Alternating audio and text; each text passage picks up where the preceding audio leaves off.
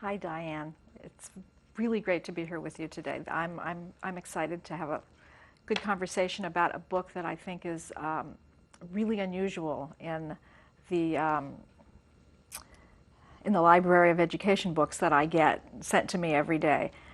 Um, this book is kind of a combination of memoir, policy, data that I think inclusively shows how we've failed in education reform. And what I'd like to do is really have you talk about it. For people who don't know you, why don't we talk a little bit about your background? You are the leading education historian, I think, in the country.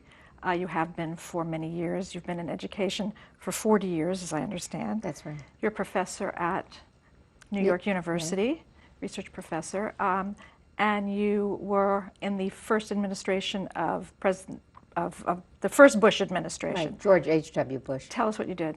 Well, I worked as the head of the research department. I was the assistant secretary for education, research, and improvement.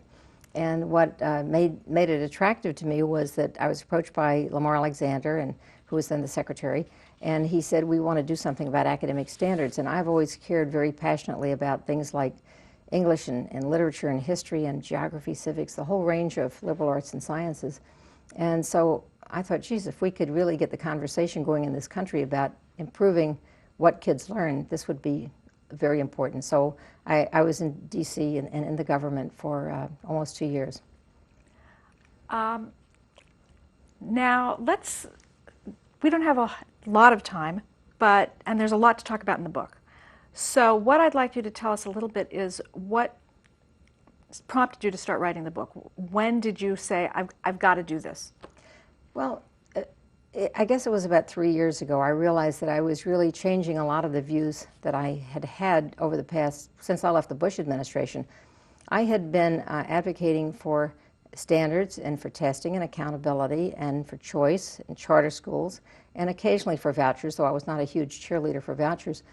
But I did so thinking, well, maybe this was the way to improve our schools. Maybe this is the way that all children would have access to a high-quality education. My goal was always, how do we get the high-quality education, the education where all kids are getting what I would want for my own children, which was access to the arts and foreign languages and history and literature and science and so forth. And it seemed to me that these might be the means to that end.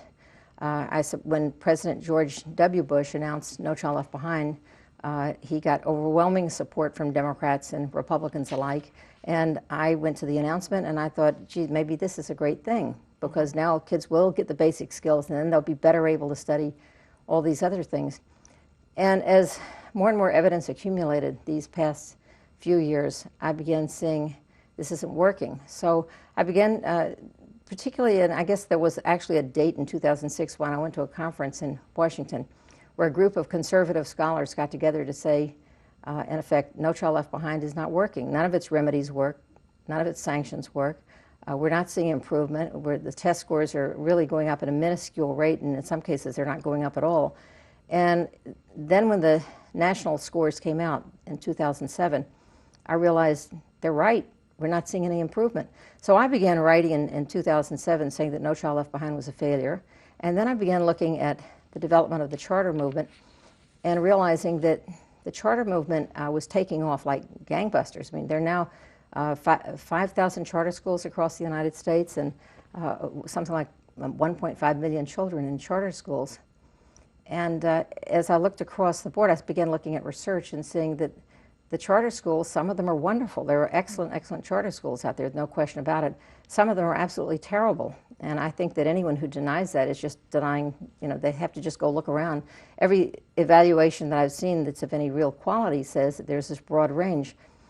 And then I discovered that on the whole, the charter schools don't do any better than the regular public schools on average, given this very wide variation in quality. And so I guess it struck me very forcefully that the things that I had been advocating and believed were wrong, and that it was important for me to say that they're wrong, because otherwise I'm afraid we may lose something that has been very precious in this country, which is our commitment to a democratic public education system. And instead of working harder to do the things that might make it better, we're off on courses that might even make it worse.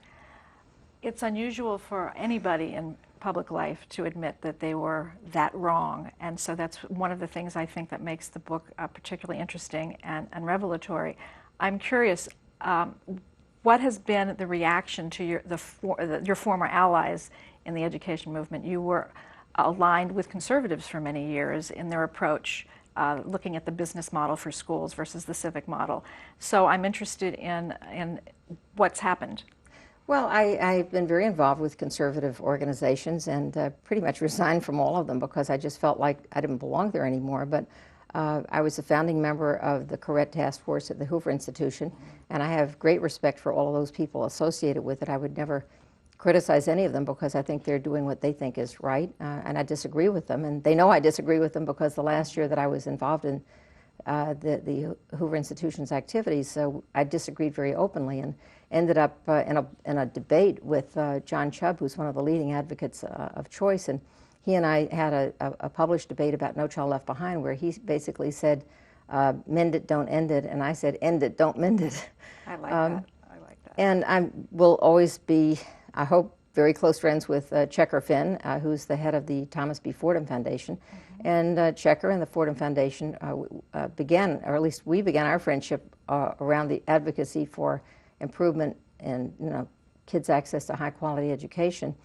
Checker increasingly became attracted to choice as the solution to all these issues. And so we've in effect parted ways in terms of our views about that, but we're still very close friends. Let's talk about the book. Let's go. It's very well organized. It takes you from accountability to charters to testing. And so the first chapter basically is about NCLB. What happened? How did it go wrong? How did it go wrong?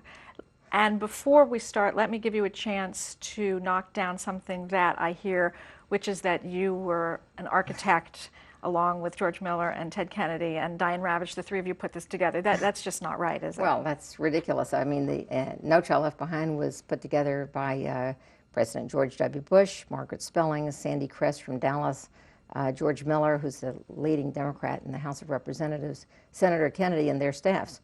I was never a part of those discussions, but so what? I supported it, but it continues to thrive today, at least in the Congress, because although Senator Kennedy is gone, the Democrats, George Miller in the House and others both in the House and Senate, continue to believe in the principle of accountability. Unfortunately, accountability has now become a synonym for punishment. And the attitude towards our schools is if kids aren't learning, somebody has to be punished. And right now it's the teachers who have to be punished. And I take great exception to this because I feel that it is so contrary to the very nature of education that you can ever solve a problem by cutting someone's head off. I mean, if a teacher's a terrible teacher, they shouldn't be there. Right. But to say that you're going to close down a school or fire all the teachers is just flies in the face of any kind of common sense about how you evaluate individuals. And individuals should be evaluated for sure, but not in this draconian way that has now become the definition of accountability. One of the things I think your book does well is use data, which is one of the big things that No Child Left Behind says it likes to do. Let's use the data. You actually use data well to make your case. The idea of closing schools doesn't actually work, even though our new Secretary of Education, Arne Duncan, keeps promoting it. It hasn't been shown to work. Is that right? It hasn't been. And the truth is that there is this kind of myth that has grown up that somebody has a formula somewhere to transform schools, or someone has a formula to open new schools. And there is no such formula. There's a new project out where several states have gotten together, and the Gates Foundation has given them some millions of dollars, and they're going to first of all, threaten schools with low scores, that if they don't get their scores up, they will be punished, they will be closed. And this is supposed to make everybody suddenly snap to and begin teaching the kids and getting the scores up. They actually don't know how to change the school culture. They don't know how to turn the school around. And there are no models out there. I mean, you will find many anecdotes about schools that were improved dramatically, but it doesn't add up to a model. And the model doesn't exist. Exactly. I want to actually read a quote from your book, which I think is really important for people to know. You write, reformers imagine that it is easy to create a successful school, but it is not. They imagine that the lessons of a successful school are obvious and can be easily transferred to other schools, just as one might take an industrial process or a new piece of machinery and install it in a new plant without error.